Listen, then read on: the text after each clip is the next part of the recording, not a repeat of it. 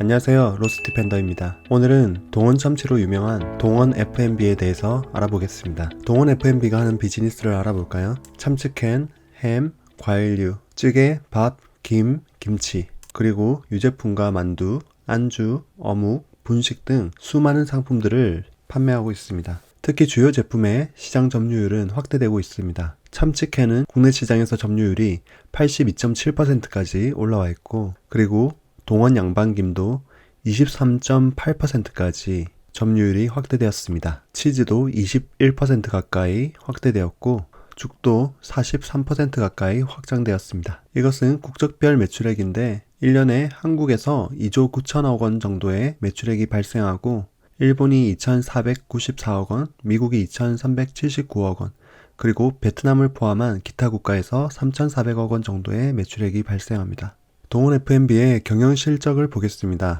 먼저 매출액입니다. 2013년부터 2022년까지의 매출액 그래프인데요. 2022년도에는 약 4조 원의 매출액을 달성할 것으로 보입니다.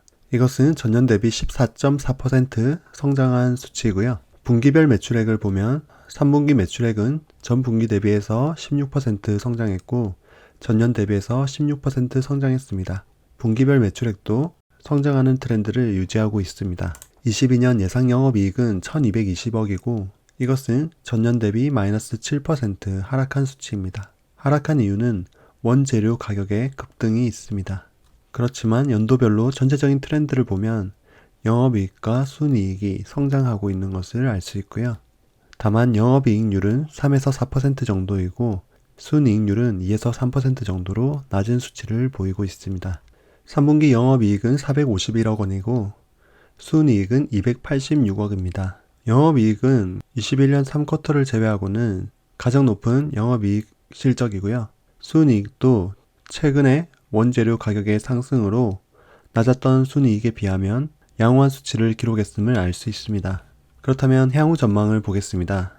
이 표는 주요 제품의 가격입니다. 통조림부터 사료까지 제품 가격 인상이 조금씩 되기는 했지만 크게 가격을 올리지 못한 것을 볼 수 있습니다. 그래서 11월에 유제품 가격을 5% 인상했고 12월 1일부터 참치 가격을 7% 인상한다고 합니다. 결국 가격의 인상은 4분기 매출과 이익의 확대에 영향을 미칠 것으로 예상됩니다. 이 표는 주요 원재료의 가격인데요.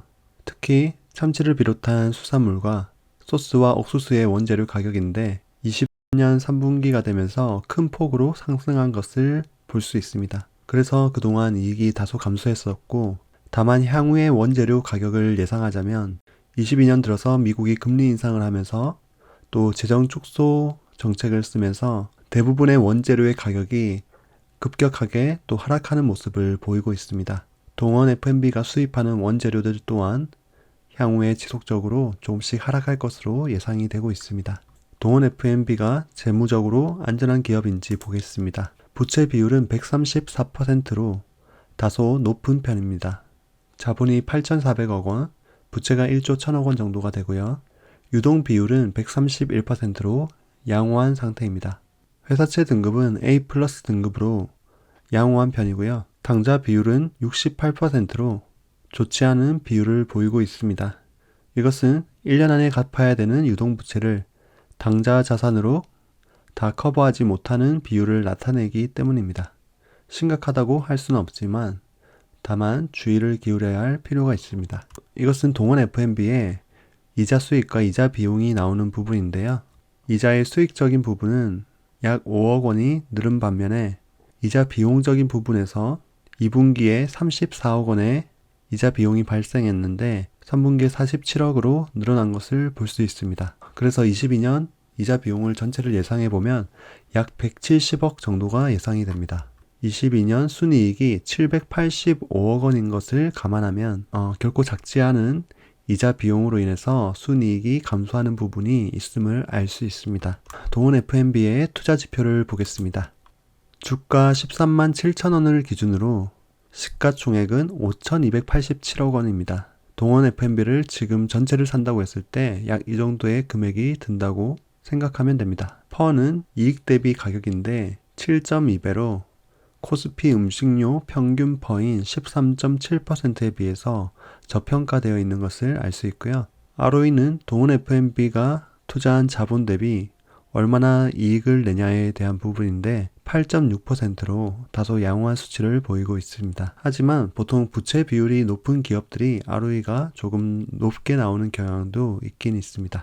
PBR은 자본 대비 가격인데 현재는 0.6배로 자본이 8,500억 원 정도 있는 회사를 현재 이 주가로 산다면 5,300억 원 정도에 살 수 있는 것을 의미합니다. PSR은 매출액 대비 가격인데 약 4조 원의 매출액을 일으키는 회사를 현재 주가로 산다면 5,287억 원으로 살 수 있는 것입니다. PSR은 매출액 대비 가격인데 0.1배입니다. 이렇게 보면 아주 저평가되어 있다고 볼 수도 있는데 동원 F&B의 사업 구조상 매출액이 크고 순이익이 적은 부분도 있기 때문에 다소 PSR이 낮은 경향을 나타내기도 합니다. 이것은 PER 밴드와 PBR 밴드인데요. 왼쪽에 PER 밴드를 먼저 보면 최고 높게 평가받을 때는 멀티플이 18배에서 약 20배까지 높은 평가를 받다가 현재는 6.5배 정도 근처 선까지 내려와 있는 것을 볼 수 있죠. 그만큼 퍼 기준으로 동원 F&B의 주가가 많이 저평가되어 있고 내려와 있는 것을 볼 수가 있고요. PBR 밴드의 경우에도 높을 때는 자본금 대비 멀티플이 1.8배 정도까지 주어지다가 현재는 0.68 이하로 내려와 있는 것을 알 수 있습니다. 그만큼 PBR 기준으로도 지금 저평가되어 있고 낮은 가격이라고 할 수 있겠죠. 동원 F&B를 제외한 유제품 업계의 매일 유업과 남양 유업은 우유 가격 인상 발표와 최근의 저점 반등으로 빠르게 주가가 회복 중입니다.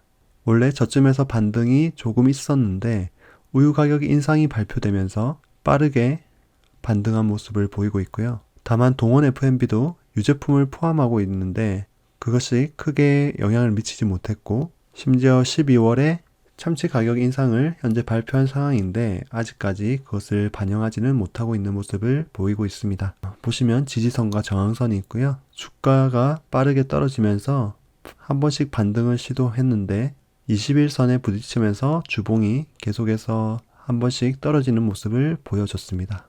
그래서 현재 13만 7천원에서 13만 9천원 정도인데 여기서 저항선이 한 번 있어서 이것을 만약에 뚫게 된다면 약 21선이 그 다음 목표점이 될 것 같습니다.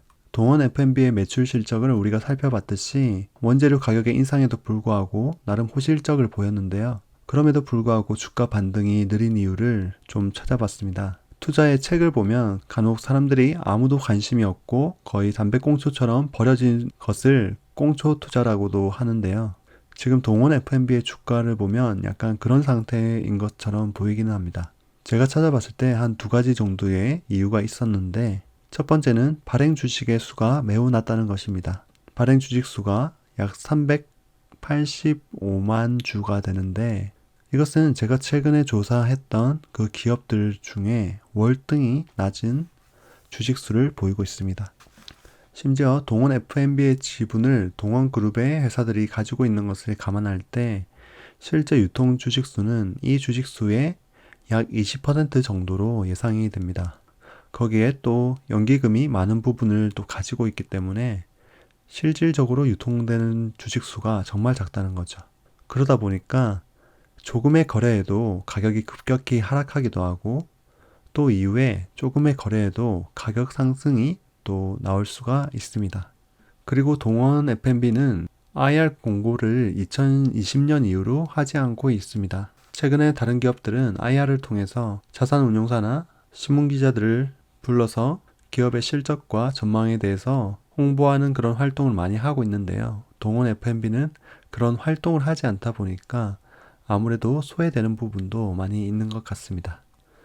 동원 F&B를 요약하고 평점을 주관적으로 매겨보겠습니다. 성장성 부문은 현재 연평균 10%의 성장이 지속되고 있고 또 최근에 주요 제품의 가격 인상이 있기 때문에 3점으로 책정했고요.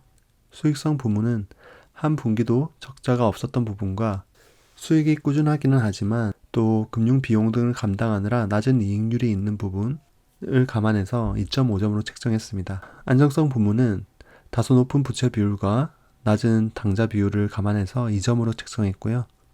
밸류에이션은 업종 대비 낮은 PER과 PBR을 감안해서 4.5점으로 책정했습니다. 종합 3점으로 책정했습니다. 오늘은 동원 F&B에 대해서 알아봤고요. 향후에 여러분이 좋은 시점에 투자를 하는데 도움이 되면 좋을 것 같습니다. 이 내용이 도움이 되셨다면 구독과 좋아요, 알림 설정을 눌러주시면 감사하겠습니다. 로스 디펜더였습니다. 감사합니다.